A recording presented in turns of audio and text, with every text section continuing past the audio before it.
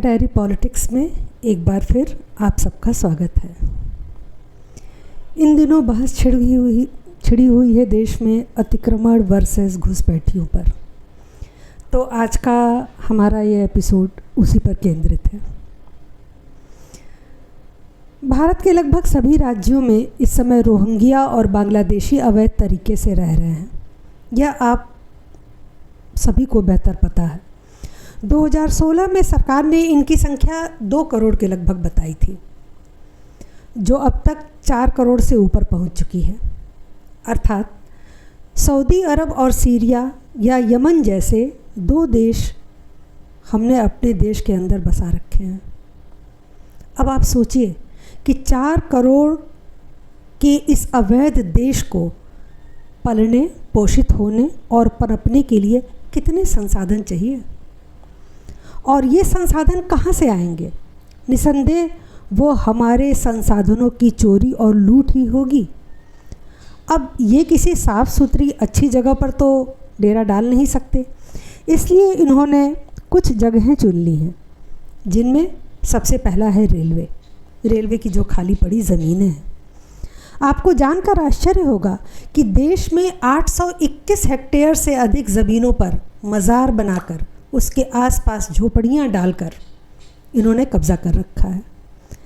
Railway एक जगह से कब्ज़ा हटाती है तो दूसरे जगह पे कब्ज़ा हो जाता है। काठगोदाम से बरेली तक रेलवे लाइन की दोनों तरफ हज़ारों की संख्या में अवैध घर बने हुए हैं, जिन पर इन घुसपैठियों ने कब्ज़ा कर रखा है। अभी 2 दिन पहले हाईकोर्ट ने 4700 घरों को तोड़ने का आदेश दिया, जिसमें 10,000 लोग बेघर होंगे। अब ये वहाँ से कहीं और जाकर बसेंगे, कहीं और कब्ज़ा करेंगे, क्योंकि रहना तो इन्हें भारत में ही है, खाना भारत का ही खाना है और जलाना भारत को ही है। आपको क्या लगता है कि बिना किसी सरकारी सहयोग के ये आराम से पलने लगे? ये सारी बस्तियां कांग्रेस का वोट बैंक रही हैं। उन्होंने इनके वोटर आईडी और आधार कार्ड बनवाए थे और 30-40 वर्षों से इन्हें पाल पोस रहे थे। इसीलिए इनके घर उजड़ते हैं तो कांग्रेस का कलेजा फटने लगता है और वो इनके पुनर्वास की व्यवस्था के लिए कोर्ट पहुंच जाती है।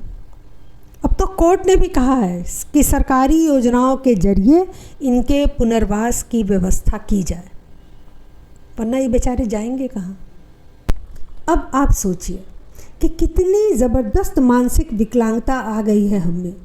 जो चोरी से घुसकर हमारे घरों में बैठ गए, उन्हें हम नया घर और ज़मीनें दें कि आओ आराम से पसर जाओ और दिन दूनी रात चौगुनी जनसंख्या बढ़ाओ, फिर तुम ही यहाँ रहना और हमें मार के निकाल देना, जैसे कश्मीर में हुआ। अब अगर दिल्ली की बात करें तो दिल्ली लगता है कि अपनी अंतिम सांसें गिन रही है। विगत दिवस के दंगों और शाहीन बाग किसान आंदोलन, लाल किले पर खालिस्तानी झंडा फहराने से लेकर अनगिनत अवैध झुग्गी, झोपड़ी और कब्ज़े ने दिल्ली को हाशिए पर ला दिया है। अभी दिल्ली में सीलिंग की कार्रवाई में 12,000 प्रॉपर्टी की सूची तैयार हुई जो अवैध हैं, जिन्हें खाली कराना है। केवल दिल्ली यूपी बॉर्डर पर, अगर आप महाराजपुर बॉर्डर की तरफ देखें तो वहाँ पे डीडीए की करीब 100 एकड़ ज़मीन पर अवैध कब्ज़ा है। मज़े की बात है कि यहाँ लोगों ने 1 किलोमीटर तक अपनी सड़क बना ली है, खुद की सड़क, और उसके दोनों तरफ इन्होंने दुकान और मकान खड़े कर दिए हैं। इसी तरह दिल्ली से आगरा रेलवे लाइन के दोनों तरफ लगभग 45 से 50 फीट ज़मीन पर अवैध कब्ज़ा करके झोपड़ियाँ और दुकान बनाए गए हैं। यह सब ज़मीनें 40-50 वर्षों से रोहिंग्याज या बांग्लादेशियों के कब्ज़े में हैं। 2003 में सिर्फ 1 वर्ष में दिल्ली में 50,000 बांग्लादेशी घुसपैठियों को पकड़कर वापस भेजा गया था, परंतु उसके बाद आज तक कोई बड़ी कार्रवाई नहीं हुई। इससे अनुमान लगा लीजिए कि कितने लाखों में उनकी जनसंख्या दिल्ली को कब्ज़ा किए हुए है। तो अपराध तो बढ़ेंगे ही। कांग्रेस का वोट बैंक अब केजरीवाल का वोट बैंक हो चुका है, लिहाजा आश्रय बना रहेगा।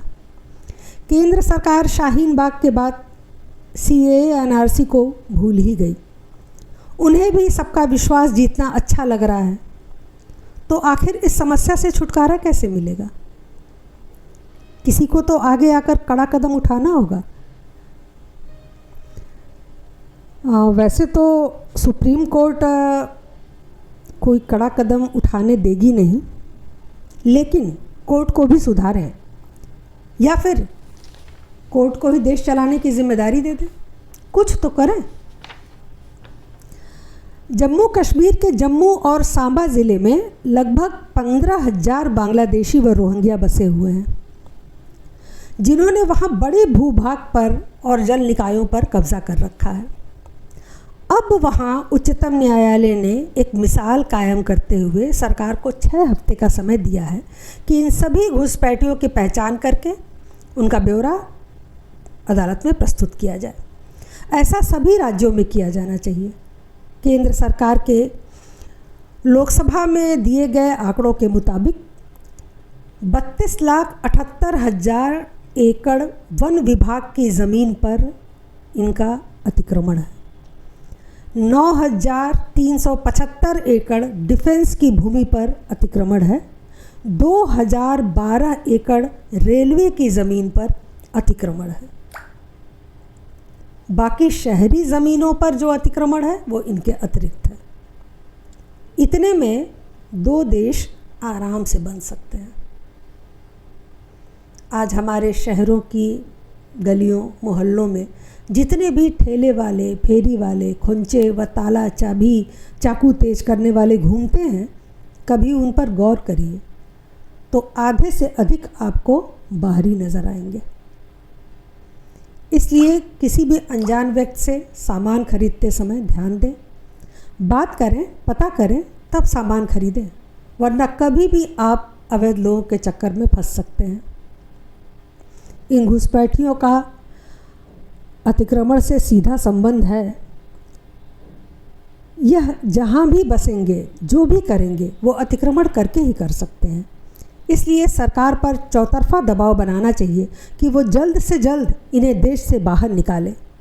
बेहतर होगा कि भारत में सऊदी अरब, सीरिया, यमन जैसे कई देश बसने से पहले उजाड़ दिए जाएं।